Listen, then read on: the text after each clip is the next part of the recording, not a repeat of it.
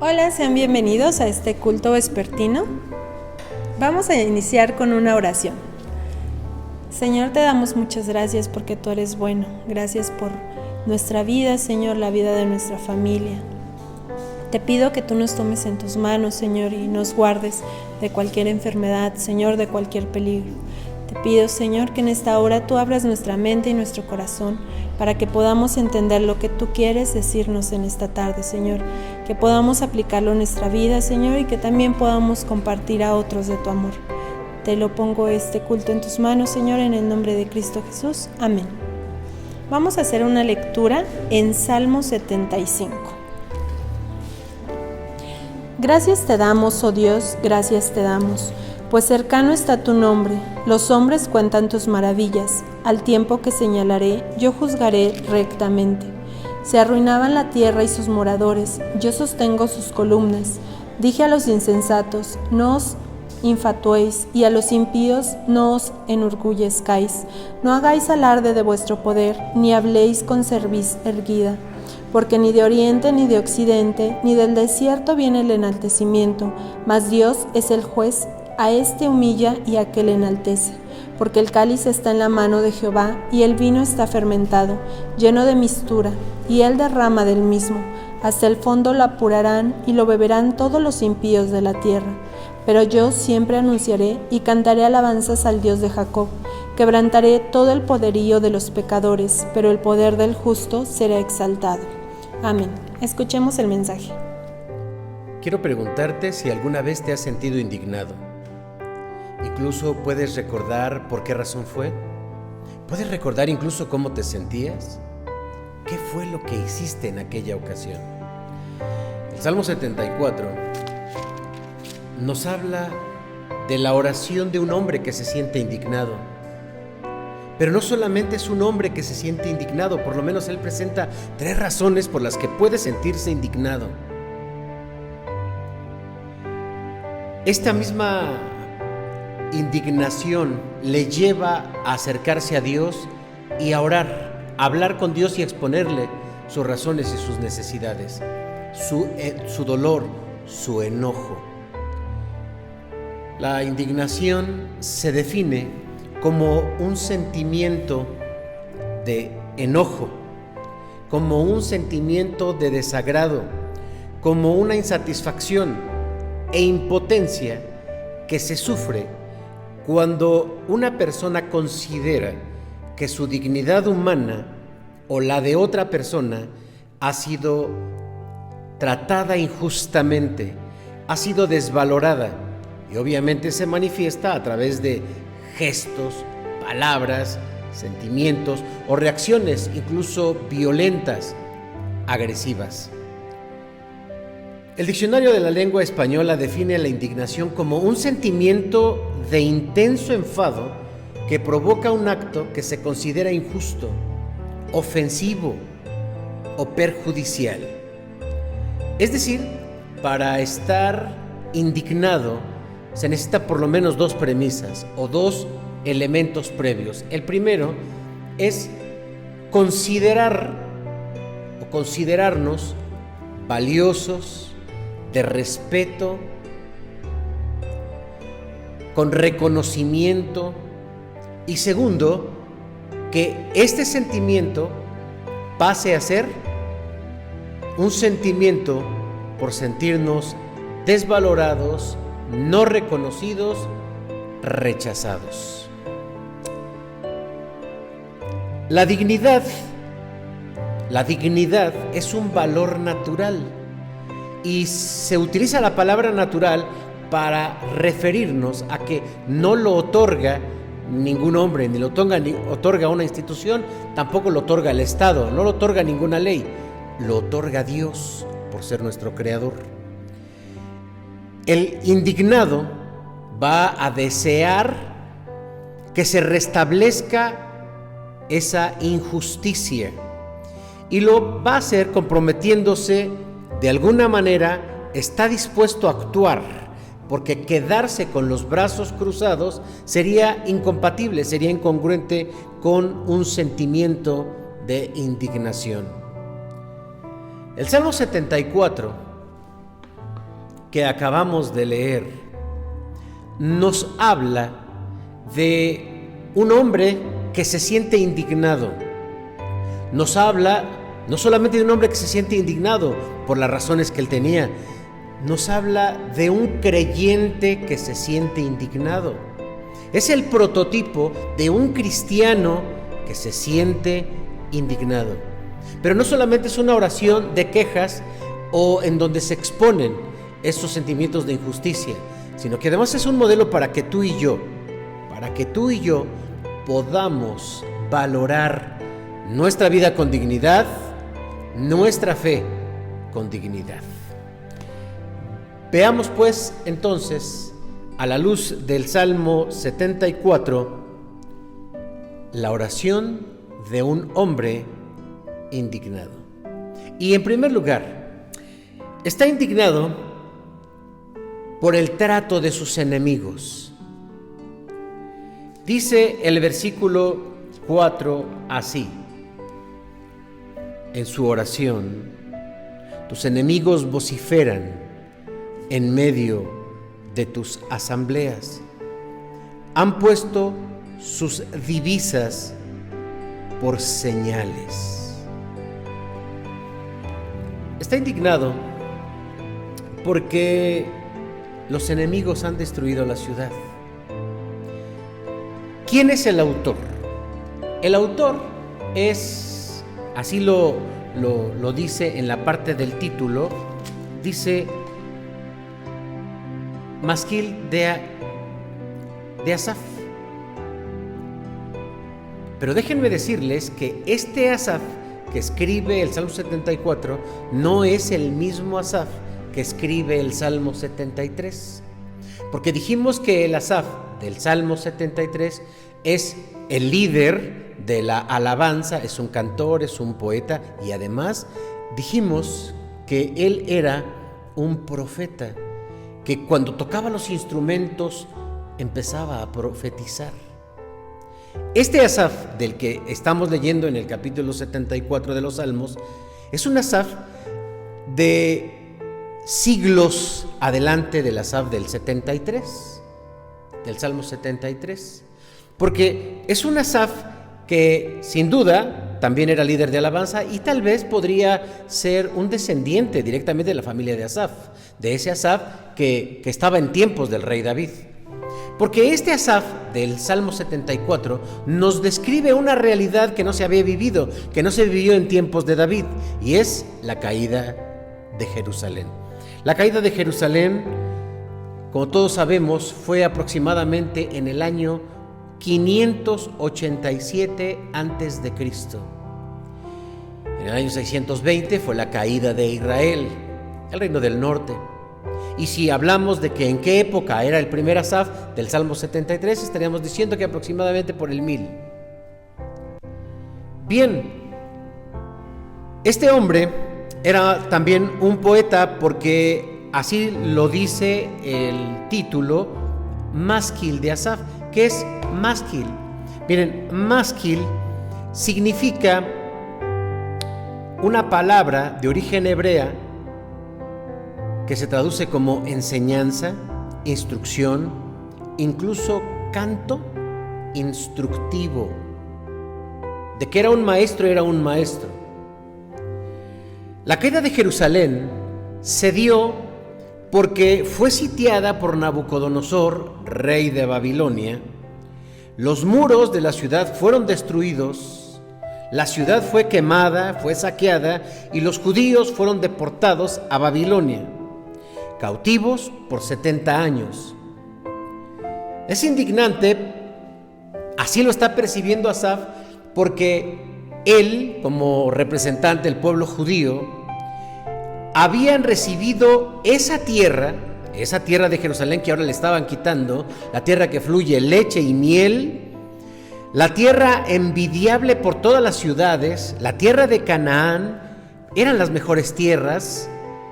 Habían recibido esa tierra como un regalo directamente de Dios, quien los sacó de la esclavitud en Egipto para llevarlos a esta tierra y que ocuparan esa tierra como una posesión de un regalo de Dios. ahora lo perdían todo porque los enemigos les estaban quitando todo. Asaf no podía comprender que teniéndolo todo y que teniéndolo mejor, ahora lo estaban perdiendo. Hay un dicho: nadie sabe lo que tiene, o nadie valora lo que tiene hasta que lo ve perdido, hasta que ya no lo tiene. Esto mismo estaba pasando, pero también se sentía indignado por la destrucción del templo. En el versículo 6 y el versículo 8 leemos así: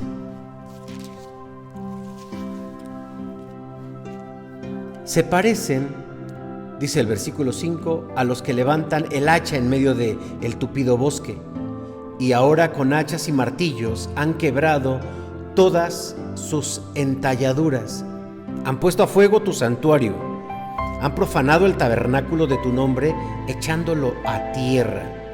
Dijeron en su corazón: destruyámoslos de una vez. Han quemado todas las sinagogas de Dios en la tierra. Estaba indignado porque su templo, su símbolo de la presencia de Dios en medio de ellos, había sido destruido. Un templo muy hermoso, un templo que fue construido por Salomón, un templo único entre las culturas antiguas, porque ahí también se encontraba en el templo el arca del pacto.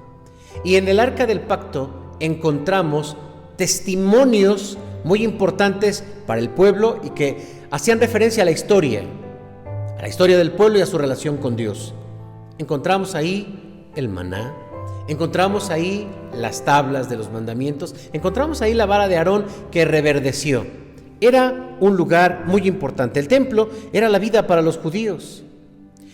Sin necesidad de campanas, ellos podían entender o leer los horarios para que todos los días, 3 veces al día, se postraban en dirección hacia el templo o se postraban ante el templo. Si una persona estaba lejos, un judío no estaba por ahí en la región, si estaba en el campo o estaba en la montaña, donde estuviese, incluso en otra ciudad o en otro país, en dirección hacia Jerusalén.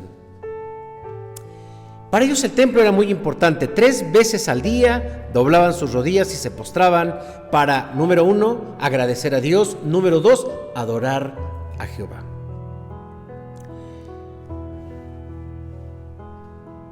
El valor del templo era muy grande, porque leemos en la Biblia que la idea del templo fue de Dios, porque representaba, como acabo de mencionarlo, la presencia de Dios en la tierra y entre su pueblo, porque era el centro de la vida del pueblo de Israel. No se puede comprender la historia del pueblo de Israel sin el templo. El enojo era tanto porque otros hombres de otra cultura y de otra religión habían venido a destruir su símbolo de fe. Y además se burlaban. Dice el versículo 22 y 23 así: levántate, oh Dios, aboga tu causa. Acuérdate de cómo el insensato te injuria cada día. No olvides las voces de tus enemigos. El alboroto de los que se levantan contra ti sube continuamente. Por eso también se indignaba, porque él escuchaba y se daba cuenta cómo la gente se burlaba de Dios, esos enemigos. Escuchar las burlas hacia Dios, hacia el Evangelio, fue un motivo de indignación para Asaf. Pero déjame preguntarte, ¿tú qué haces? ¿Cómo te sientes? ¿Tú cómo reaccionas cuando sentimos que una persona o escuchamos que una persona se expresa mal, ofensivamente, burlonamente de Dios, del Evangelio o de tu fe? ¿Cómo reaccionas? Juan Calvino, el reformador francés del siglo XVI, dijo: un perro ladra cuando su amo está siendo atacado. Yo sería un cobarde si es atacada la verdad de Dios y permanezco en silencio. ¿Qué haces tú cuando escuchas las críticas a la Biblia, las críticas a la verdad, las críticas al Evangelio, las críticas a tu iglesia, las críticas a tu fe? ¿Te ofendes? ¿Te indignas? ¿O porque son tus amigos prefieres quedarte en silencio para que no se ofendan? ¿O te indignas y vienes ante Dios y le expones lo que está pasando? Si tu actitud ante una ofensa al Rey de Reyes y Señor de Señores es pasiva, o no has comprendido el valor y la importancia de tu relación con Dios, o no amas a Dios. Espero que sea lo primero, porque hoy, a través de este mensaje, encontrarás que como cristianos valoramos nuestra relación con Dios, aún sobre nuestra vida. Lutero dijo, Martín Lutero, también reformador del siglo XVI, alemán, no oponerse al error es aprobarlo. No defender la verdad es negarla. En segundo lugar, la indignación de Asaf, de este hombre, era también con Dios. No solamente era hacia los enemigos, también era hacia Dios. Por eso leemos que todo el capítulo 74 es una oración, pero también es una oración de reclamo a Dios. Se siente indignado por Dios. Veamos el versículo 1 que dice así: ¿Por qué? ¿Por qué, oh Dios, nos has desechado para siempre? ¿Por qué? ¿Por qué se ha encendido tu furor contra las ovejas de tu prado? Simplemente siente que Dios también está abusando, que Dios también le está haciendo daño, abandonándolo, dejándolo. ¿Es posible que el hombre se sienta ofendido por Dios? Sí, es posible. Permítanme citarles 2 o 3 ejemplos de la Biblia. El primero lo encontramos en Mateo capítulo 15, versículo 12, cuando Jesús hablando, los fariseos responden sentidos. Y le dicen los discípulos a Jesús: Maestro, ¿sabes que los fariseos se escandalizaron al oír lo que dijiste? En otro momento encontramos que cuando Jesús llega a Gadar, y ustedes recordarán cómo Jesús libera a un hombre que estaba poseído de demonios, dice claramente así en Mateo 8:34, que cuando la gente vio este milagro, porque este milagro no solamente fue la liberación de un hombre, sino que los demonios fueron a meterse a los cuerpos de los cerdos, y los cerdos se fueron al despeñadero, dice la Biblia, y se fueron al mar y se ahogaron. Esto resultó ofensivo para la economía, ofensivo para los valores de la propia comunidad, ofensivo para el ser humano. Entonces ellos salen, dice, y toda la ciudad salió al encuentro de Jesús, y cuando le vieron, le pidieron, dice otra versión, le rogaron que se fuera de sus contornos.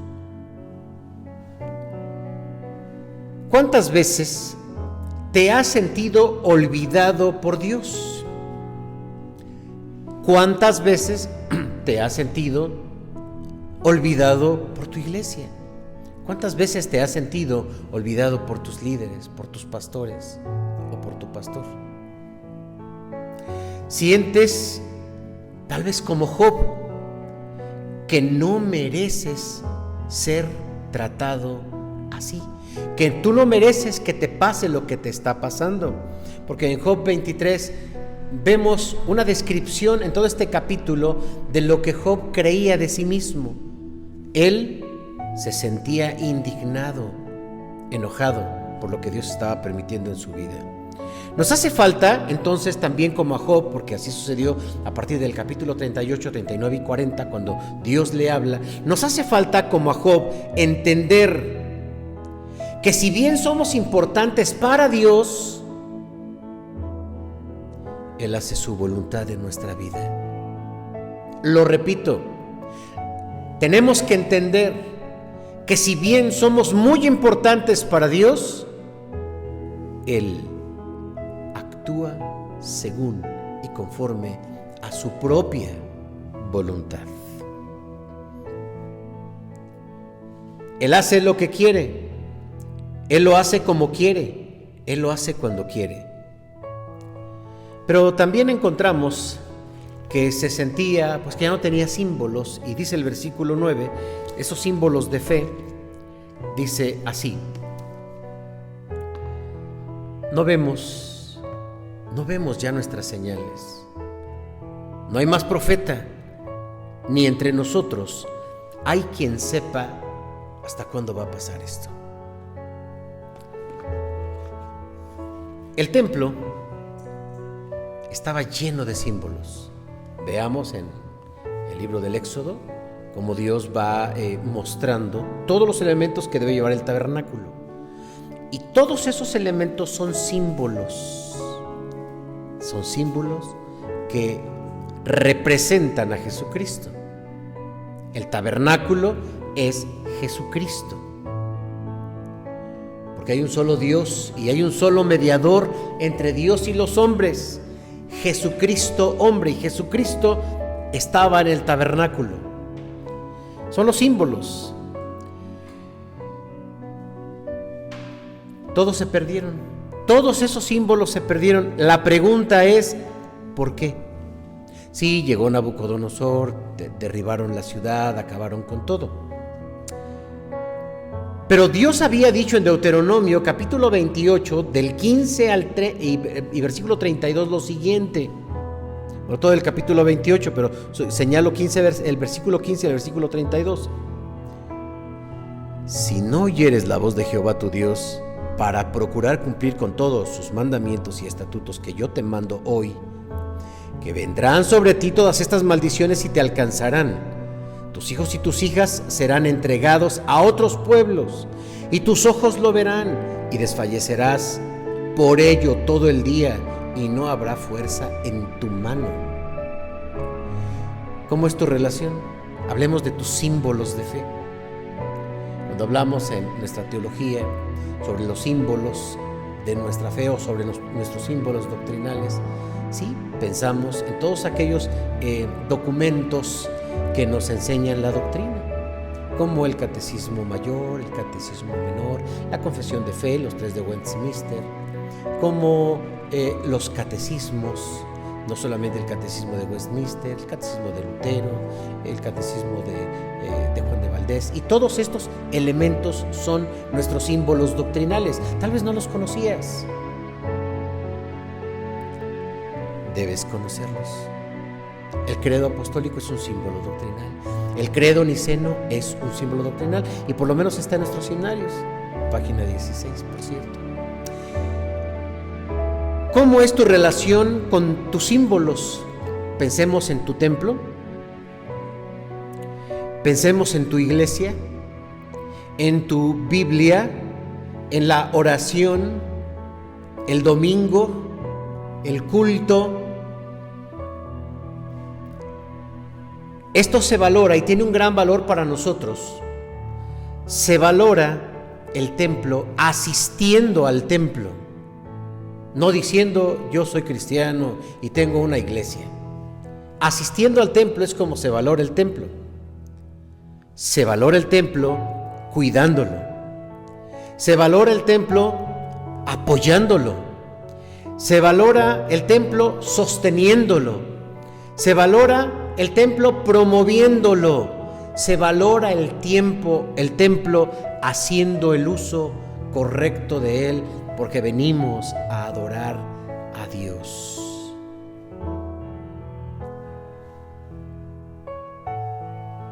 Pero también está indignado porque siente que Dios esconde su ayuda. Lean conmigo el versículo 11 que dice así: ¿por qué retraes tu mano? ¿Por qué escondes tu diestra en tu seno? Así se siente, así le reclama.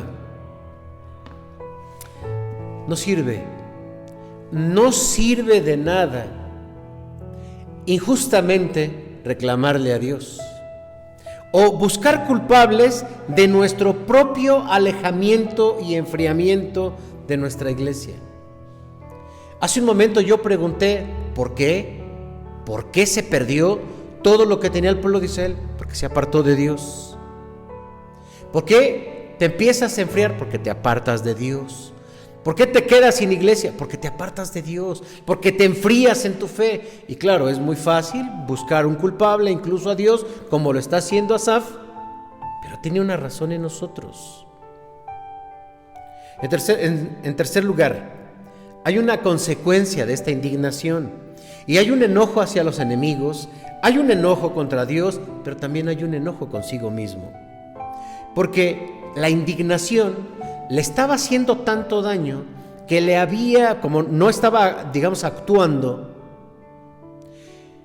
le empezó a generar una idea de sí mismo demasiado débil. Y en el versículo 1 podemos leer cómo se describe, cómo se siente él, y dice: ¿por qué, oh Dios, nos has desechado para siempre? ¿Por qué se ha encendido tu furor contra las ovejas de tu prado? Así se sentía, como una oveja, pero como una oveja sin pastor. Y también Jesús, al ver a los hombres y a las mujeres, dice que parecían ovejas sin pastor, y sintió compasión por ellas.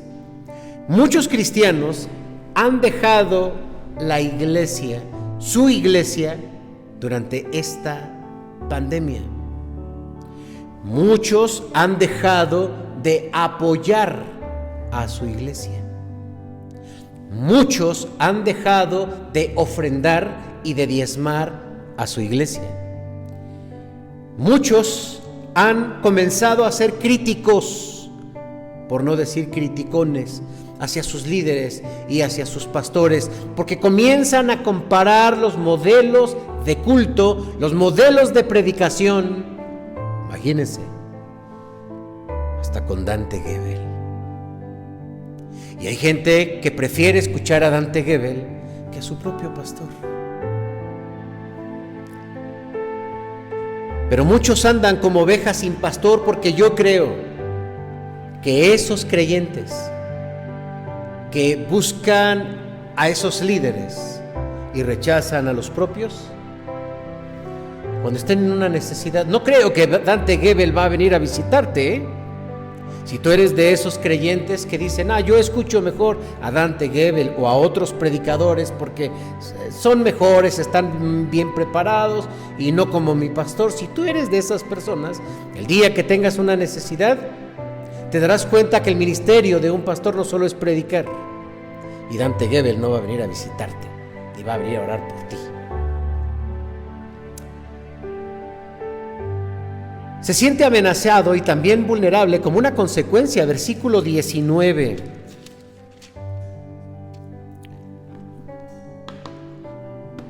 No entregues a las fieras el alma de una tórtola, y no olvides para siempre la congregación de tus afligidos. Así se describe. Es decir, este sentimiento, como no lo resuelve, solo él está deformando su propio concepto de sí mismo. La iglesia da fuerza, da apoyo espiritual. Necesitas estar ligado, necesitas unirte por los lazos de la fraternidad de fe de una iglesia. Se siente sin identidad, como leímos también en el versículo 9. Así están viviendo muchos creyentes el día de hoy, sin identidad. Porque escuchan a un buen predicador. ¿Y qué doctrina tiene? ¿Cómo? ¿Qué doctrina tiene? ¿Qué es eso de doctrina? ¿De qué denominación es? No sé. No tenemos un criterio para hacer una revisión de los cultos que están promoviéndose en las redes. Porque nos hace falta esa identidad. Yo te pregunto, ¿cómo está tu identidad? ¿Se ha movido tu identidad?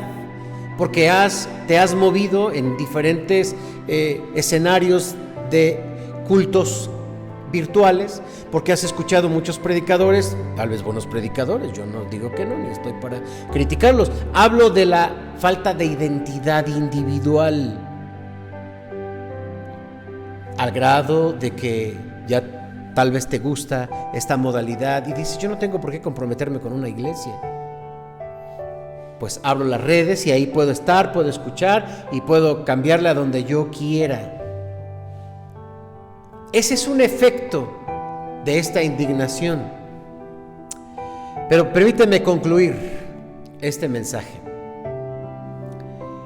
El indignado desea que se restablezca la injusticia y lo hace y se compromete.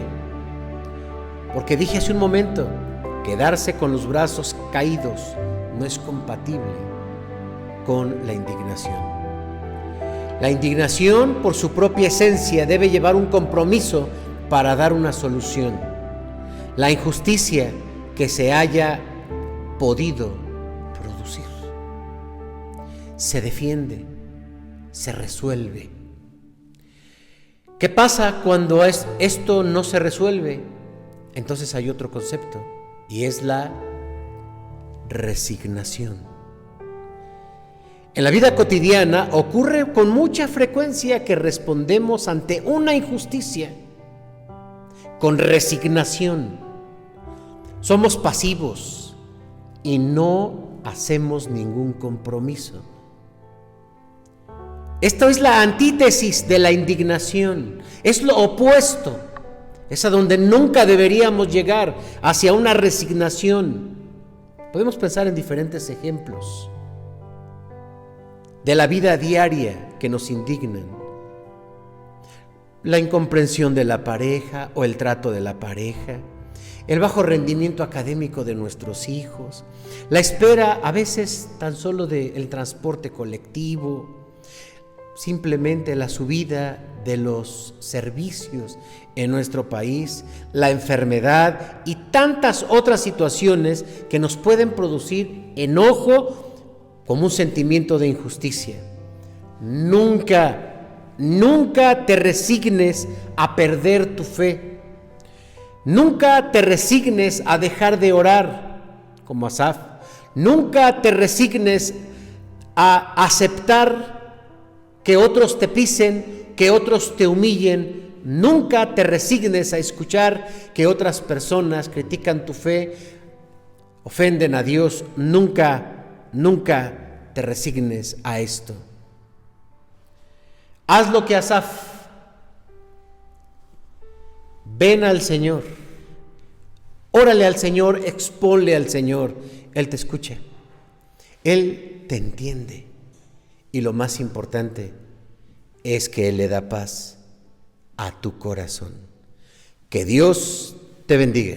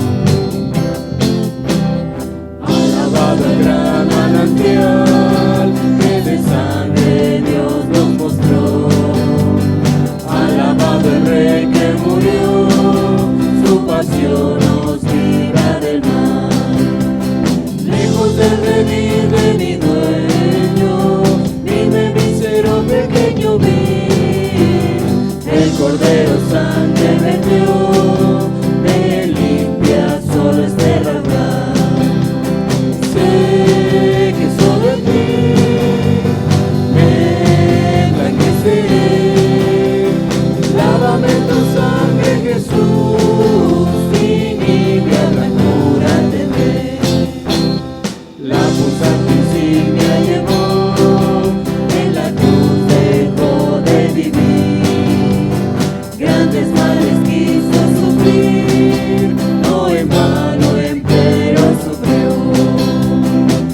al manantial conducido, que de mi maldad ha sido fin. Lávame, le pude decir, y nibia blancura me dio. Sé que solo en ti me enriqueceré.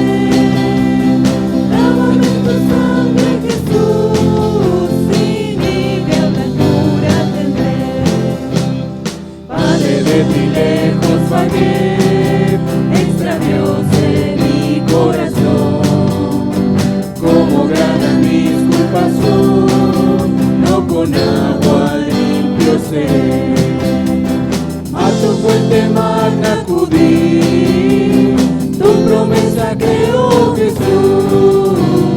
La eficaz virtud de tu voz, la nibia blancura me dé. Sé que solo en ti me enriqueceré.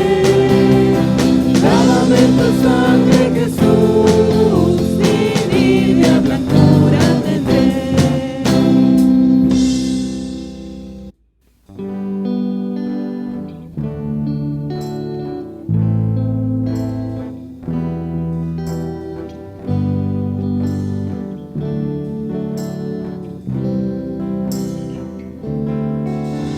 Tomado en tus brazos y me has dado salvación. De tu amor has derramado en mi corazón. No sabré agradecerte lo que has hecho por mí. Solo puedo darte ahora mi canción.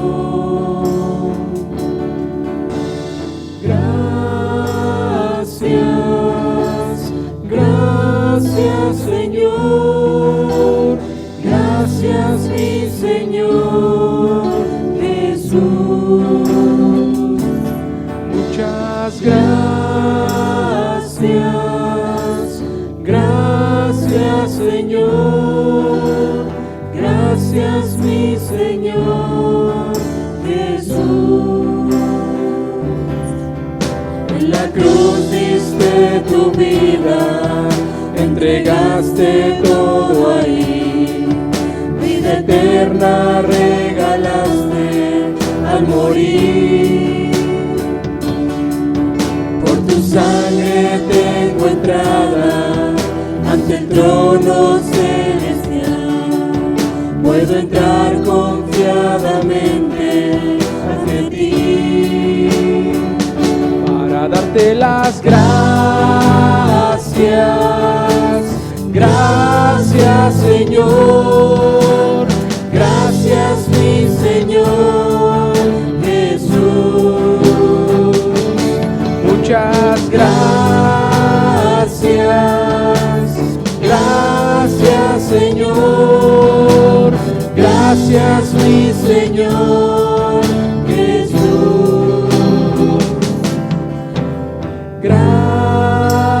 Gracias, gracias Señor, gracias mi Señor Jesús.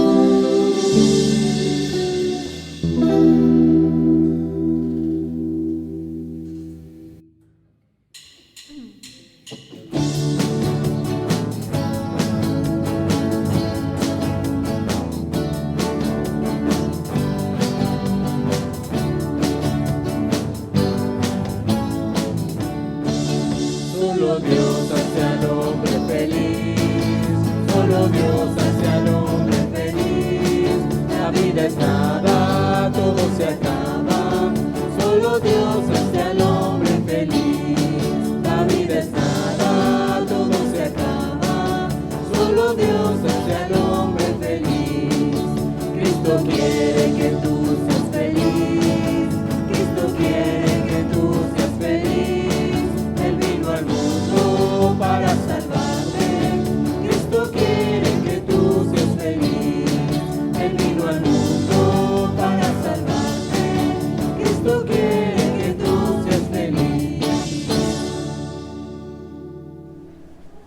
Es momento de recoger las ofrendas, hermanos. Recuerden que las recogemos en casa y luego las hacemos llegar a la iglesia.